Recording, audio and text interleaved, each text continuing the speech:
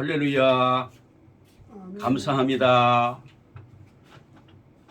오늘도 성령님을 인정하고 환영하고 의지하고 모셔드립니다. 그래서 오늘 성령님이 불같은 역사가 이 예배를 통해서 일어날 줄로 믿습니다.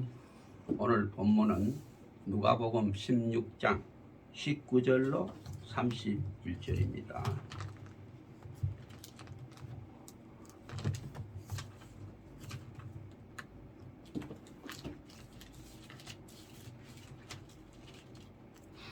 누가복음 16장 19절로 31절 말씀이 되겠습니다.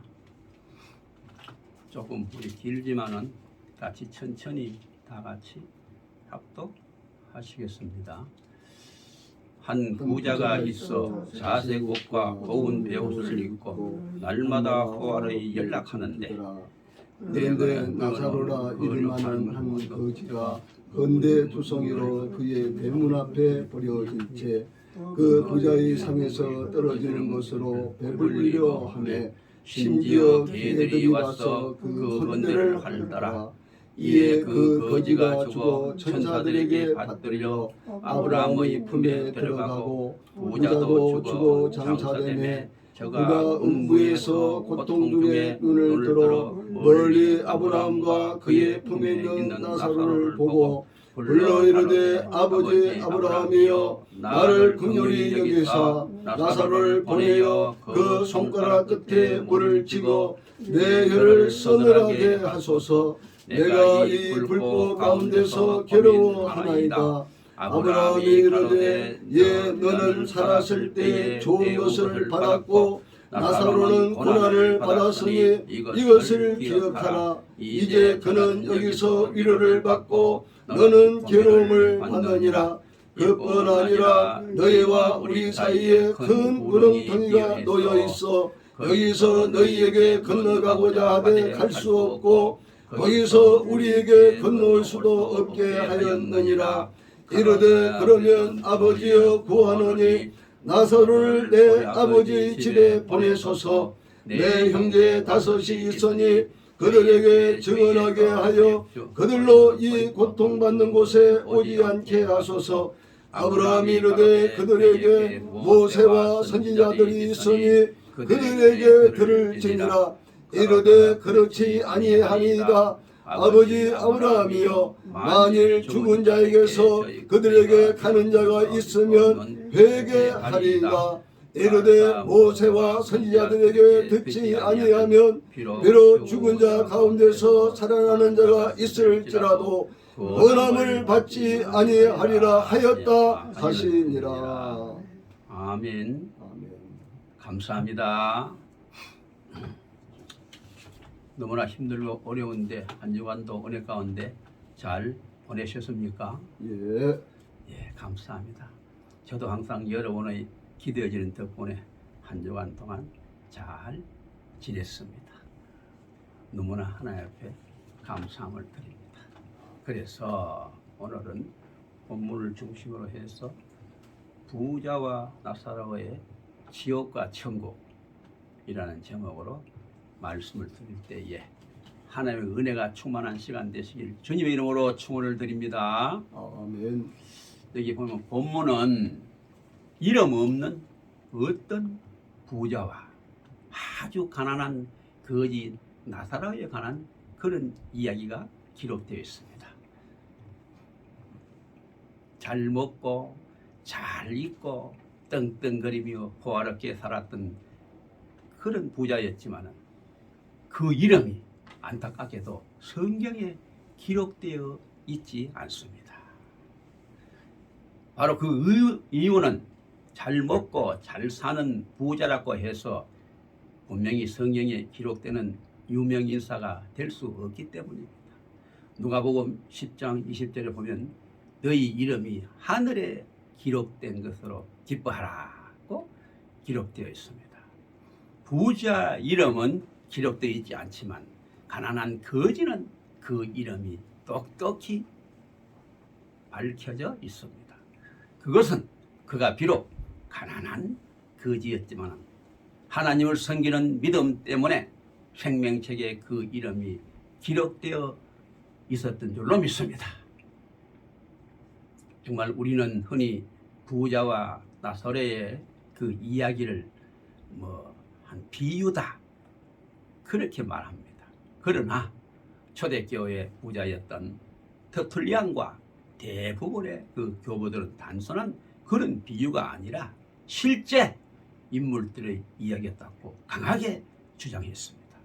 그래서 저도 비유이기보다는 실화였다고 나도 믿습니다.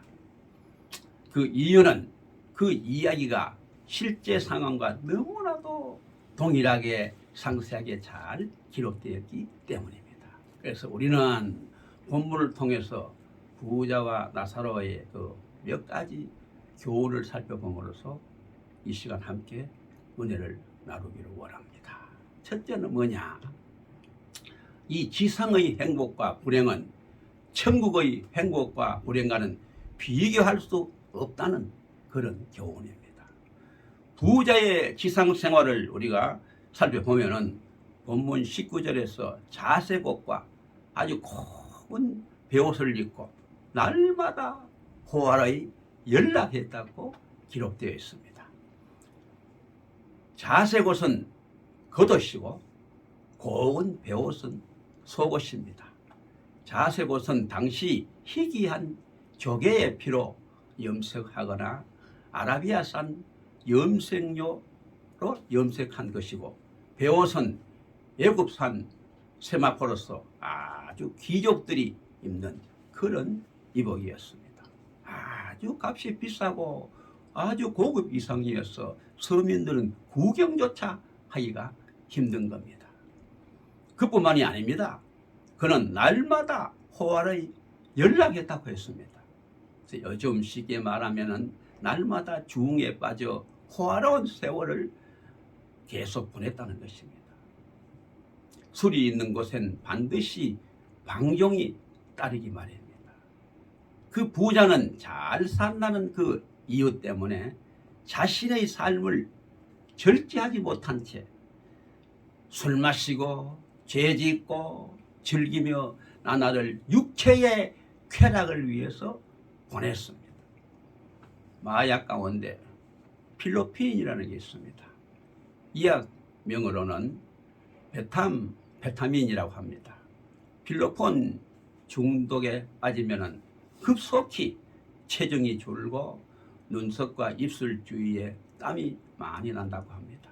혈압이 급상승하여 얼굴의 핏줄을 수축시키기 때문에 안색이 창백하고 아주 병든 사람처럼 보입니다. 그런가 하면 과잉 행동을 저지르고 도치감이나 편집증, 불안, 초조에 빠지는가 하면 말이 너무 빨라지고 앞뒤가 맞지를 않는다고 합니다. 그뿐만이 아닙니다. 공격적이고 사사건건 시비를 걸고 잠이 없어지는가 하면 개인 위생에 관심이 없어서 아주 지저분하게 그래 거지처럼 보인답니다. 한마디로 그 사람의 정상적 삶이나 태도가 망가지게 됩니다. 술의 경우도 비슷하지요.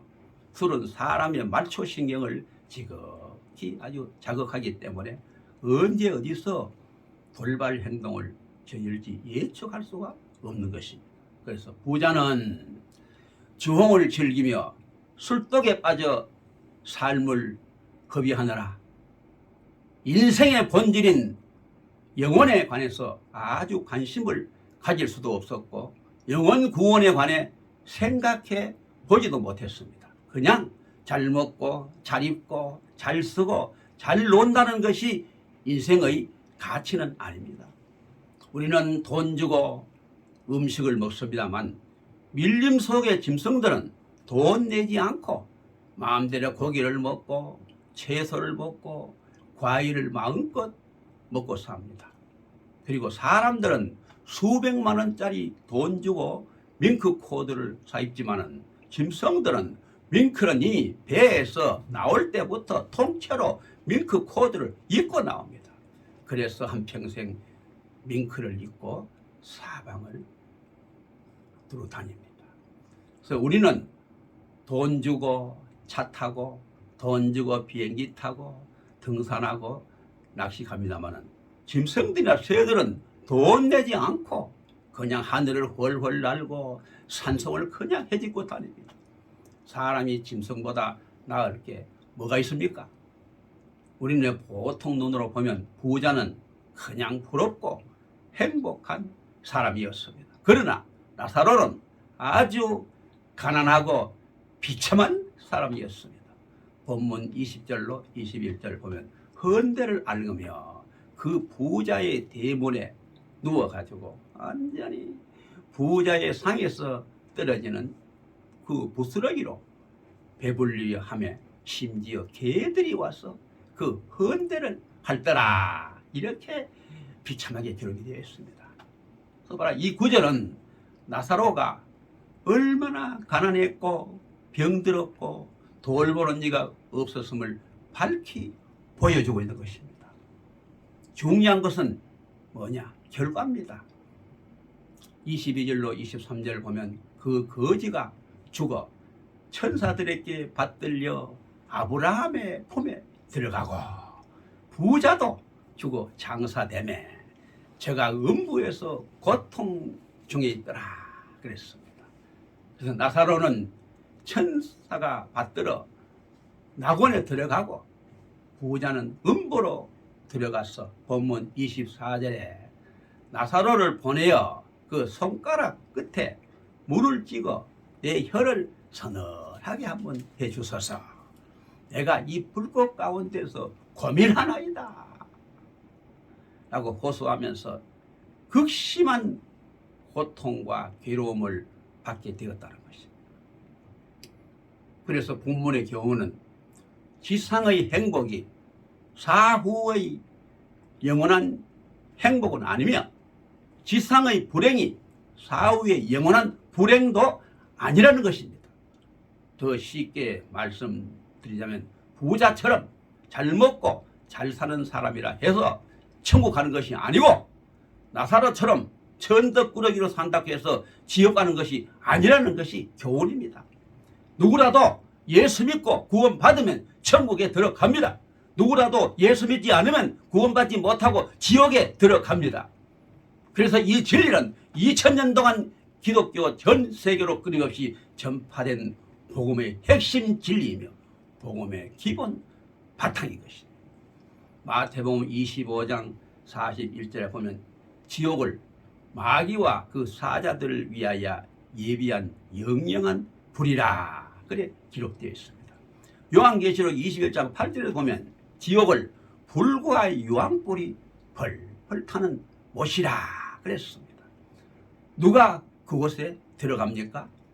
마귀, 그 추종자들, 예수 믿지 않는 사람들, 흉악범들, 살인자들, 음행하는 자들, 우상 숭배자들, 거짓말하는 자들, 거짓 선지자들, 불신자들이 들어가는 곳입니다. 본문에 나오는 부자 역시 하나님을 믿지 않은 죄로 지옥에 들어간 것입니다. 우리가 여기서 주의할 점이 있습니다. 뭐냐면 그것은 부자였기 때문에 지옥에 들어간 것이 아니라는 것입니다. 부 그 자체나 소유 그 자체는 죄나 악이 아닙니다. 부와 물질도 하나님이 다 주셨는데 문제는 뭐냐? 그것을 어떻게 관리하느냐, 어떻게 사용하느냐, 어떻게 사느냐에 따라 선이 될 수도 있고 악이 될 수도 있다는 것입니다. 그래서 부자는 부자라는 이유로 날마다 먹고 마시고 쾌락을 누리며 즐기는데 돈과 시간을 막 낭비했습니다. 그래서 부자는 영혼의 구원이나 하나님에 관해서는 전혀 관심이 없었습니다. 그래서 지옥에 간 것입니다. 육체도 돈도 시간도 건강도 재능도 어떻게 쓰느냐에 따라 선이 될 수도 있고 악이 될 수도 있다는 것입니다. 그런가 하면 하나님이 주신 육체를 술과 아편, 담배로 섞고 병들게 만드는 사람이 있는가 하면 독생자 예수의 피로 구속한 생명을 헌시장처럼 내팽개치고 마귀의 노예로 살아가는 사람들이 이 세상에 많이 있습니다. 내 육체도, 내 물질도, 내 건강도, 내 재능도 아무렇게나 구리지 말고 마음대로 낭비하거나 허비해도 말아야 될 줄로 믿습니다. 두 번째는 형제 구원은 때가 있다는 교훈입니다. 나사로도 죽고 부자도 때가 되어 다 죽었습니다. 그래서 이 세상에 오는 순서는 있어도 가는 순서는 없다는 것입니다. 거기엔 위계 질서도 없고 시도 때도 없습니다. 나사로는 죽어 천국에 갔고 부자는 죽어서 지옥에 갔습니다. 지옥불에 들어간 부자는 고통을 견디다 못해 물 한 방울만이라도 좋으니 타는 자신의 혀를 적셔달라고 아브라함에게 간절히 요청했습니다. 그러나 26절에 보면 너희와 우리 사이에는 큰 구렁텅이가 놓여 있어서 여기서 너희에게 건너가고자 하되 갈 수 없고 거기서 우리에게 건너올 수도 없게 하였느니라. 그렇게 경고하고 있습니다. 그래서 한마디로 두 세계, 즉 천국과 지옥은 서로 왕래가 불가능한 완전히 단절된 세계라는 것입니다. 주경과 팔날은 장소를 바꾼다고 해서 영원히 변하는 것은 결코 아니다. 그랬습니다. 물 한 방울로 타는 혀가 서늘해지지도 그것도 아니고 천국에 있는 나사로가 부자가 있는 지옥에 가려고 해도 그 사이에 큰 구렁텅이가 있어 왕래할 수가 없다는 것입니다. 그래서 24절 보면 내가 이 불꽃 가운데서 고민하나이다 라고 했습니다. 뜨거운 불못에서 고통하면 그 부자의 마지막 그런 간청을 우리가 주목을 해 봅시다. 27절로 28절을 보면 내 아버지 집에 형제가 5이 있는데 나사로를 보내어 저희에게 증거하여 저희로 이 고통받는 곳에 오지 않게 하소서. 그렇게 부자가 간청을 했지요. 불꽃 가운데서 고민하나이다. 이 고통받는 곳에 오지 않게 하소서라는 예언을 우리가 주목을 해야 합니다. 비록 나는 몰라서 지역에 왔더라도 내 형제들은 오지 않게 해달라는 것이 부자의 갈망이었습니다. 그러나 31절에 보면 모세와 선지자들에게 듣지 아니하면 비록 죽은 자 가운데서 살아나는 자가 있을지라도 구원함을 받지 아니하리라 그랬습니다. 한마디로 말하면 하나님의 진리의 말씀에 합당하지 않기 때문에 단번에 거절당하고 말았습니다. 그는 한 방울의 물도 형제 구원도 모두 다 단호하게 거절당하고 말았습니다. 또 다른 이유는 때를 놓쳤기 때문입니다. 전도서 3장 1절에 범사에 때가 있다고 했습니다. 결혼도 때가 있고 공부도 때가 있고 성공도 때가 있고 돈 버는 것도 때가 있다는 것입니다. 예수 믿고 구원받는 것도 때가 있습니다. 그 때가 언제입니까? 고린도 후서 6장 2절에 바울은 보라 지금은 은혜 받을 만한 때요 보라 지금은 구원의 날이로다 이렇게 기록하고 있습니다. 지금 은혜 받고 지금 구원 받아야 될 줄로 믿습니다. 아멘. 때를 놓치면 은혜도 구원도 지나가 버리고 만나는 것입니다. 여러분. 세 번째는 전도도 때가 있다는 교훈입니다. 만물이 범사에 때가 있습니다. 내가 죽기 전에 전도해야 합니다. 죽으면 모든 게 만사가 끝나버리고 만답니다. 전도도 못합니다. 그 사람 죽기 전에 전도해야 합니다. 부자처럼 살아있는 동안에 예수 안 믿고 전도 안 하다가 전도해야 할 그 사람이 죽고 나면 아무 소용이 없습니다. 오늘 저는 한 가지 애절한 간증을 드리고 마치려고 합니다. 이제 일본 아가씨 다하라 요네코의 눈물 흐른 간증을 소개해 올리겠습니다. 다하라 요네코라고 하는 정말 한창 꽃같이 피어나는 아가씨가 너무너무 속상한 일이 생겨서 금방이라도 심장이 탁 터지는 것 같아서 이제 마에라 내 인생 끝내자 하고 자기 앞으로 마구 빠르게 달려오는 기차에 사정없이 몸을 던졌습니다. 그런데 기차가 막 계속 밀고 나가서 그대로 완전히 막 죽었다면은 인생은 간단히 끝나고 말았을 텐데 하기야 다행인지 불행인지 모르지만은 죽지는 않았습니다. 그래서 병원에 가서 정신을 차리고 보니 어떻게 되느냐, 기가 막힐 일입니다. 그렇게도 늘씬한 두 다리가 간 곳이 없어졌습니다. 그리고 왼팔이 떨어져 나가버리고 말았습니다. 그래 남은 것은 오른팔 하나였습니다. 그래서 그 남은 오른팔도 성한 상태가 아니고 손가락이 3개만 붙어 있었습니다. 손가락 2개까지도 떨어져 나가버리고 말았습니다. 그쯤 되면 어떻겠어요? 살고 싶겠습니까? 그래서 그는 기회가 있는 대로 죽을 기회만 찾았다고 합니다. 그러나 어떻게 죽는 것이 마음대로 됩니까? 여러분 안 되지요. 자기 몸을 마음대로 움직일 수가 없으니 어떻게 하겠습니까? 그래서 그 소문이 계속 일본 전역에 이렇게 퍼져나갔어. 그 아가씨의 소식을 듣고 전도자 한 분이 찾아왔습니다. 그래서 조용히 그와 대화를 나누었습니다. 자매님, 사람이 태어나는 것을 자기 마음대로 할 수 없지 않습니까?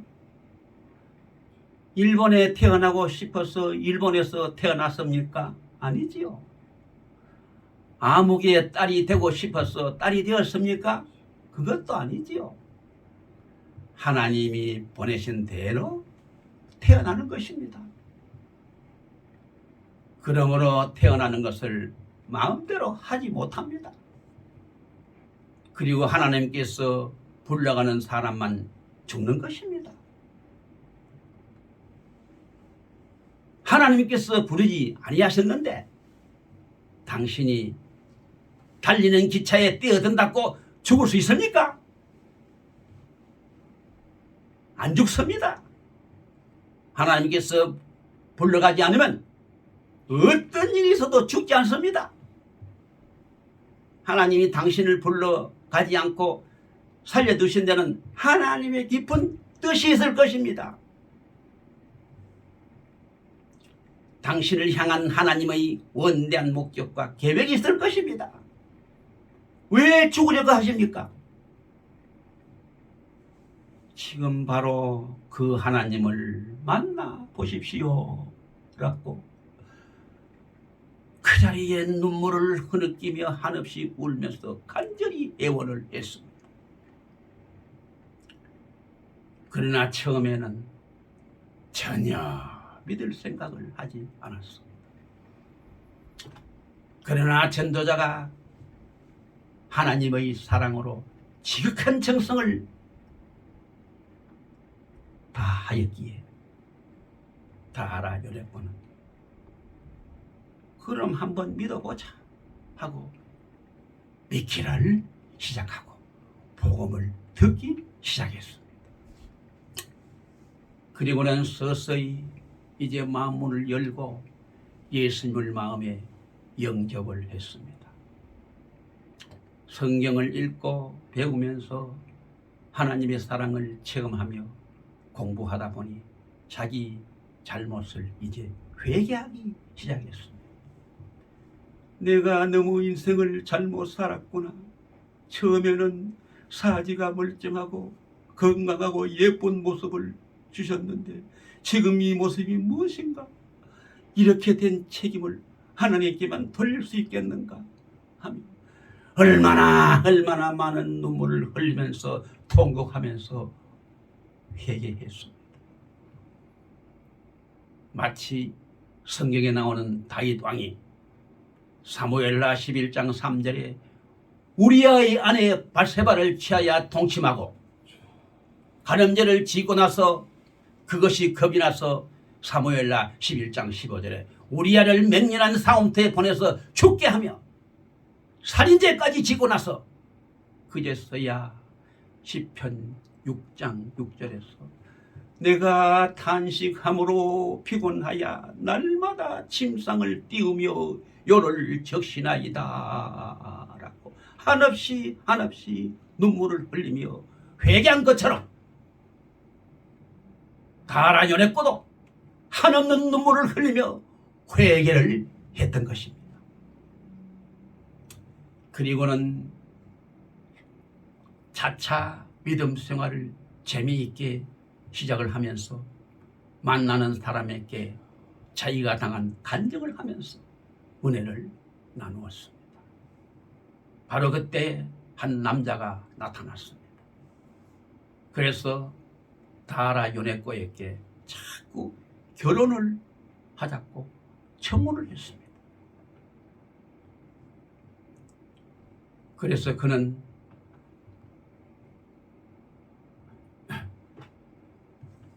그 사람은 아직 결혼을 하지 않는 남자 목사였습니다. 그래서 그 목사와 결혼을 하게 되었습니다. 그래서 그는 남편 목사에게 날마다 하나님의 사랑을 체험하고 날마다 믿는 법을 끊임없이 배웠습니다. 많은 것을 보고 듣다가 성경의 진리를 더욱 깊이 깨닫게 되었습니다. 그 깨달음으로 만나는 사람마다 간증을 더욱 더 열심히 했습니다. 그 간증이 입에서 입으로 계속 전해져 나갔습니다. 그래서 그 소식을 들은 일본에 있는 많은 교회들이 서로 와서 간증을 해달라고 요청이 자자했습니다.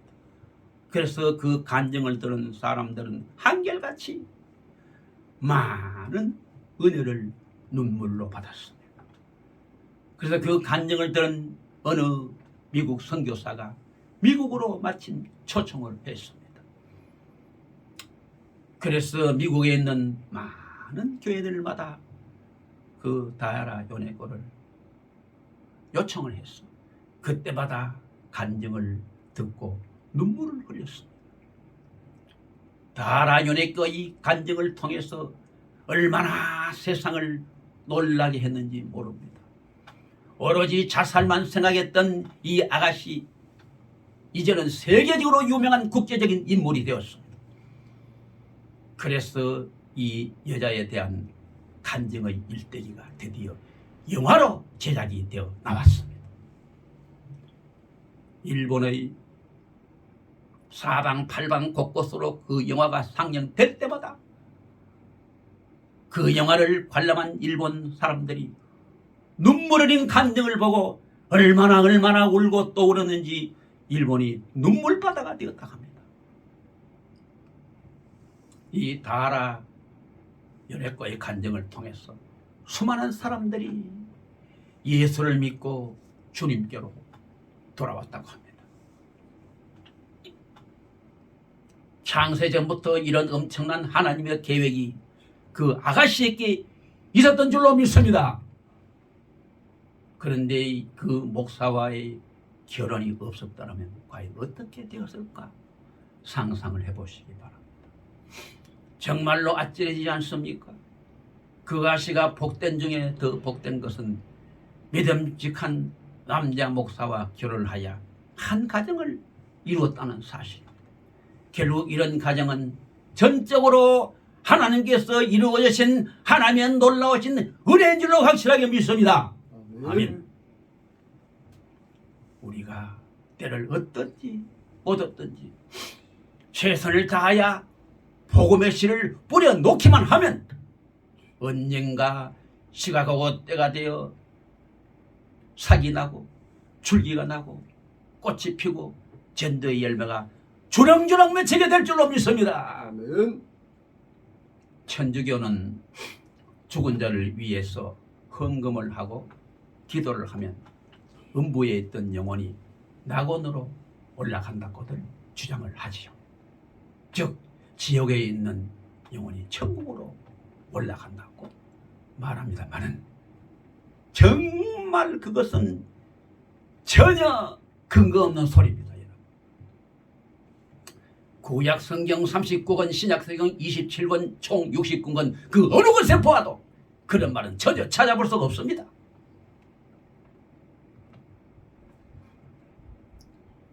그 사람이 믿는 자면 죽은 후에 그 영혼이 천국에 들어가고 불신자면 그 영혼이 지옥에 들어가는데 천국이든 지옥이든 한번 들어가면 다시는 다른 곳으로 갈 수가 전혀 없는 것입니다. 그 사람이 죽은 후에는 이미 때가 늦습니다. 그 사람이 죽기 전에 전도해야 합니다. 주님 오시기 전에 전도해야 합니다. 주님 재림하셔서 심판이 시작되면 전도할 수가 없게 됩니다. 그 전에 우리는 전도해야 합니다. 지금 전도해야 됩니다. 지금 내가 전도해야 합니다. 전도할 대상을 기도하는 가운데 미리 정합시다. 그 이름을 내 마음에 새깁시다. 그리고 그 영혼을 위하여 날마다 간절히 기도합시다. 해보지도 않고 어렵다, 안 된다, 못한다, 힘들다는 부정적인 생각을 물리칩시다. 전도합시다. 전도하면 됩니다. 전도는 내가 해야 합니다. 전도는 지금 해야 합니다. 우리 함께 큰 소리로 외칩시다. 전도합시다.